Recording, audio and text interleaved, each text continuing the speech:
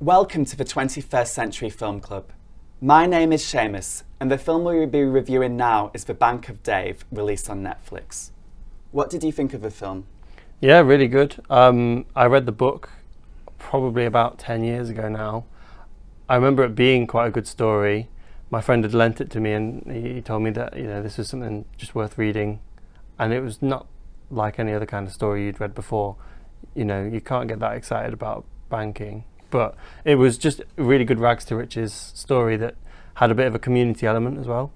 I think some aspects of the execution of the film they left a little bit to be desired, but all in all, they got the story across.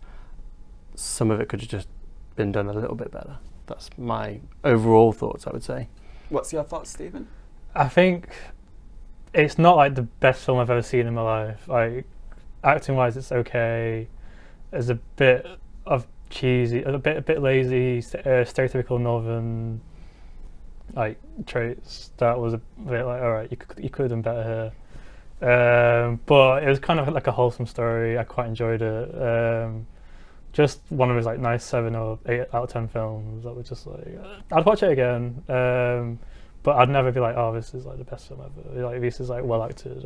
But yeah, I thought story good, and nice story. Now, to me, it was an hour and a half waste of my life. Oh, really? I just found it so boring. I kind of agree what you say about economics films. I think it's very hard to make what could be a textbook into a film. And as someone who has done economics at uni as well, sometimes you can just see the script writers reading an economics book and then inserting the phrases and definitions in there.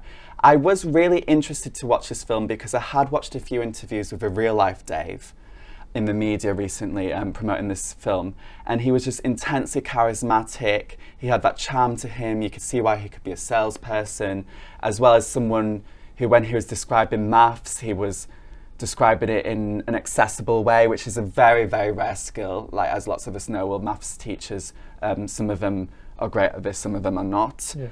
So he seemed to be brilliant. And then I watched this film and I felt like the main character in this film faded into the background. It wasn't even his film for parts of it. They had subplots which I believe were added in, like a love story. I felt like the love story should have maybe should have been put on the back burner, and then just maybe highlight the main, obviously the banking story a bit more, because towards the end of it, it felt like the love story sort of took over, which I didn't mind. Again, it just felt wholesome, and it was. I know some people won't like it and find it a bit too cheesy, but it was fine. But it was just the way it took control towards the end was I guess this is what I'm paying attention to more than the actual banking story. But I don't know, maybe it's just something I can relate to more. I don't know, just the Northern Connection side of it. And we like to say F the Tories or F the system, so I quite enjoyed that part of it. And something that I could relate to, I guess. I think part of the whole comedy was really drawing on the north-south divide, and I think it worked well in that they sort of really did pit the two against each other, and I don't know how much of it was dramatized or whether it was actually part of the story, but some aspects of the way that the big banks in London were treating this tiny bank felt almost a little bit unrealistic, to the point where you think, okay, that's quite clearly a made-up plot point in the actual story, because let's be honest, it's just a story about a guy who created a small bank, and they've got to make an hour and a half out of it. You've obviously got to have a love story, and then they just sprinkle a bit of British cheese all over it, because some characters people don't tend to say their thoughts out loud.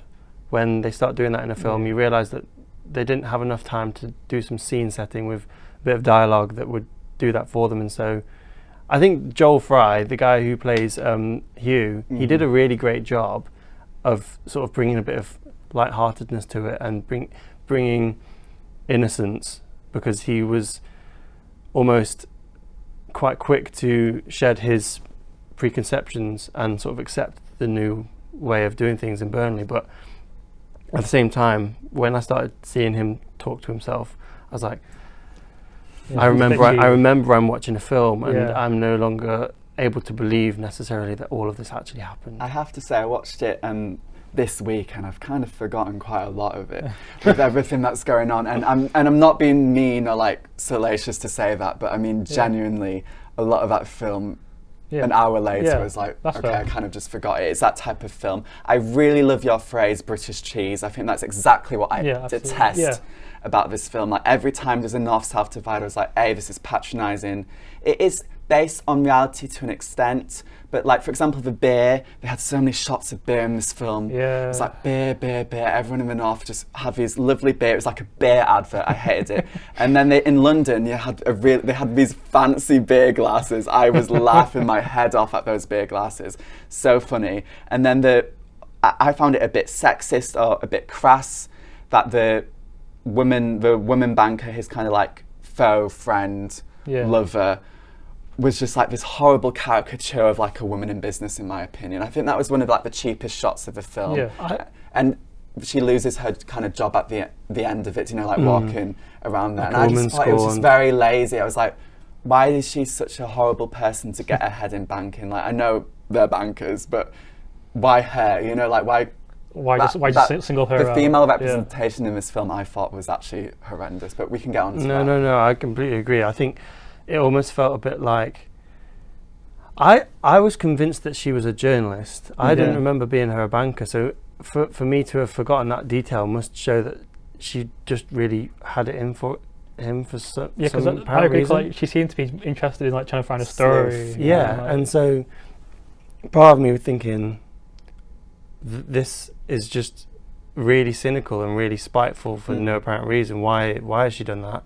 You know, it might be a story, it might be something to quell, something to quash. The big banks might not like it, but I mean, why her? Why couldn't it have been any other banker? It could have been, you know, it could have portrayed women in a better way, because that's just not reality. A lot of films, they don't understand banking. Not many people understand banking. So instead of banking, they focus on office politics and like who has a bigger office. So like she got a bigger office. She's like, oh, I helped you with your office. And then like so it's all about like Mad Men, you know, like all the fighting against each other, because they don't understand the actual banking. So they'll just go to office politics instead. So it's just basically lazy. It was, it wasn't. I exactly had the same thought as you, Brendan. I thought she was going to be a journalist, and I was a bit kind of like excited about some twist or something like that. But in the end of the film, it was like, we're just going to raise money for charity. Not charity, but we're just going to raise money for a bank.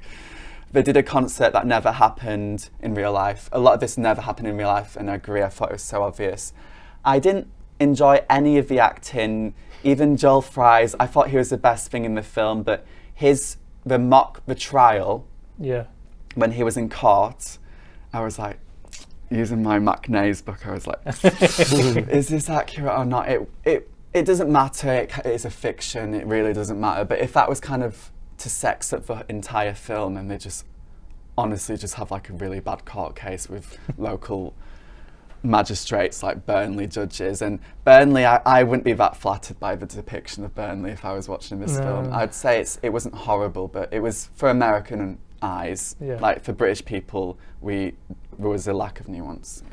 I don't know, I get that, I get what you're saying, and I agree with it to a point, but I quite like, I don't know what it is that I quite like.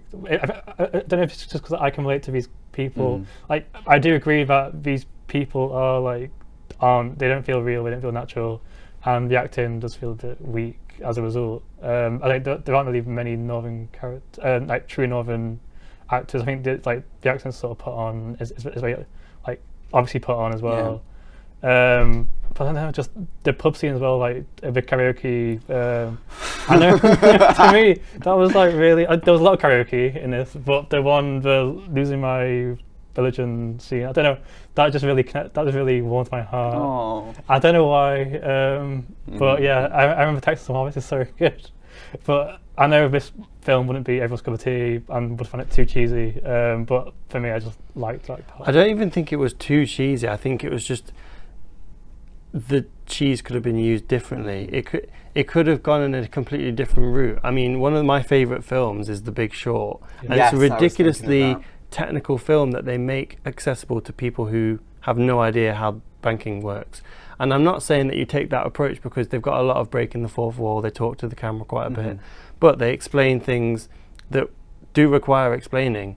And maybe that this film could have benefited from an approach where they explain why it is so important or so incredible that this bank happened, because a lot of people might walk around and think, well, don't you just have to have money to create a bank? And if you do have money, then why can't you? Why is it that the big banks don't want that to happen? And maybe an approach like that could have used a bit of cheese to sort of explain why it's so funny, that, you know, quite meta way of doing it, by saying it's quite funny that they're doing this, we're going to make this funny too. Could have been better, but instead they went with the British cheese sort of route, where it feels like, I don't know, have you ever seen Starter for 10? It's got James McAvoy and it's a really kind of old film, but the one about University Challenge. Exactly, and it gave, I don't know why it gave me film. That's British style, isn't it? That's that style where people are talking about their own thoughts. You know, quite loudly, and Richard Curtis kind of perhaps. And it made you think, okay, right, well, obviously it's a good story, not necessarily executed properly. I agree. I think that actually the reason why they might not have gone the Big Short style is Netflix already did their own Big Short version called The Laundromat, which you may not have watched. It has Meryl Streep, has Sharon Stone. It's basically about the Panama Papers, and that takes a very meta approach. So they go from this country to that country. Do you know, like how it happened in real life with all the tax havens and all that. But that was actually, at the end of the day, that was quite a decent film. They had quite a bit of pathos in that they showed ordinary people who have lost out. And this film, for all its kind of talk about ordinary Burnley people, it really didn't go that deep into the business side of stories. Like they had that like brief plot in court about like cancer and stuff like that, but that was almost like we were just reading a script in front of them. But it didn't really go that deep into how the banks affected people in the late 2000s. Like you were saying, it was 10 years ago you read this book, and I didn't get that impression at all from the film, that it was dated. But when I was reading it, apparently this film was like set in like a specific, it felt like it was 2010-ish kind of year, but I didn't actually get that from watching the film. It felt like I didn't really shot like last year or so. Because the stuff the doctor was saying about the NHS being ruined, if this film was set in like 2010, it's a bit like, well, it's not the Conservatives' fault, perhaps, because she was just, I hated that polemic of her going on about that guy. He was just saying, he shouldn't have said it. It was very stupid of him. Like, obviously, he's not going to be prioritised an A&E for private healthcare. It just does not work like that, which is very idiotic. But I mean, she was just so insufferable throughout the entire film, and him being the niece. Rory Kinnear, to me, his singing, that was such a gimmick. I love it when characters go to a bar after work and they all have fun, because that's kind of what we want in our own lives. Like Buffy, they have a local hangout, or Ally McBeal with the bar. But it's this, I was just like, I don't care. Just I don't want to watch a pub with its big kind of like rainbow flag and everything. I just found that so unrealistic. I was like, do the people of Burnley all just sing together up north? And they don't, because in London, if you'll have your own little neighbourhood, you can basically do the same thing where you go karaoke with your mates and go to the pub, you know, like you have your own community wherever it is. So I just didn't really... I don't know, did you not sort of feel everyone's trying to look out for each other vibe? Like, did you not feel that kind of message that they were trying to set throughout the first half of the film? I felt that there was like, the main message was that this bank is a community bank. And that message wasn't driven home as deeply as it should have been, because as I said before, they didn't go into the details of why a small bank like that is up against all the odds. It didn't go into any of these details as to why particular businesses or particular people in Burnley would benefit from this small bank, because, you know, they mentioned one or two loans that were given out here and there, you know, part of the court case, but other than that, we didn't really understand why it was going to be so massive, why it was such a groundbreaking idea. And it's not. It is. I mean, Dave's amazing, but it's not like groundbreaking idea in the whole world. It's essentially like a credit union where you like lend money to people and you expect it back. That type of like community banking. So it is something that he was very innovative in Britain. And when I was researching this film, it just, because I'm really interested about this topic, which is probably why I'm annoyed, is it was just saying, you know, like Britain has all these very draconian laws in place about who can set up a bank, which the film touched on, but didn't dig much deeper into like why it has these rules been about since the Victorian era. And in a part it's elitist, in a part it's to protect people, not to be more like free market like America. But in America, in many states, you can just open like a credit union yourself. And that's a huge like profession for many like immigrants. For example, you'd have a credit union for your own immigrant kind of like community. But in this, they kind of kept saying, "Oh no, we'll set up a new bank in 150 years." Yeah. But like, they didn't really why? They kept saying it throughout the film. Yeah, it felt ridiculous to me. I was like, yeah, I was like, bit of explanation why? would help. Like, why has no And one why done is the late 2000s like for credit crunch? They could have shown someone who, like, we've all been there with our credit cards, but they could have shown someone who's just like for no fault of their own struggling. But really, the 2008 crash is about subprime mortgages. It is also in Britain about the credit crunch. They could have gone a lot deeper into why in this particular year, how have we got here? It's not just for Conservatives, it's not just Labour, it's not just Britain, it's also America. Yeah.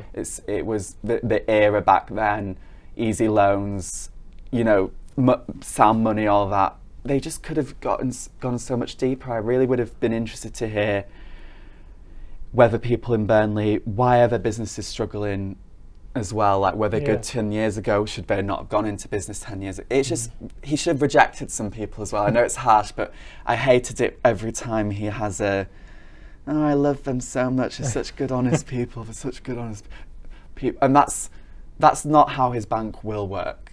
There'll be rejections. Yeah, exactly. I think that roughly what you've just said is my overall takeaway from the film, is that they build on this community spirit, they sprinkle it, I'm not going to say the expression again, they give it a bit of a comedy element, they really eke out some quite some details that didn't quite happen, and instead of having a film where you feel like you understand why banks were not doing enough for their people, you get this film that's a little bit lighthearted that you might watch on a Friday night and fall asleep to. I don't think that it's a bad film. I think, you know, for the exact same reason I just said, it's quite happy. But if they wanted to sort of, you know, give Dave more credit, they could have explained why it was so, you know, incredible that he did what he did, and maybe even cast him as Dave, because he would, as you said, been more charismatic. They needed a better main actor who could have that kind of high energy. He's a high energy person, not someone who is kind of struggling kind of to do maybe a northern accent perhaps. I would say Netflix, you need to do much better. As we were saying, we have high standards nowadays with all the competition out there. To me, that's the problem with what you've said about, like, when you aim for a film to be something you can put on the background in a Friday night, that's when people just don't bring it there. I wouldn't have watched it at the cinema. Everyone didn't bring it there because I think they all assumed that this would just be a film you can watch whenever. It will somehow make money. Like, if it's, bankers have strict criteria, so Netflix should have stricter criteria too. I mean, come on, they should just put some more effort into some of these films.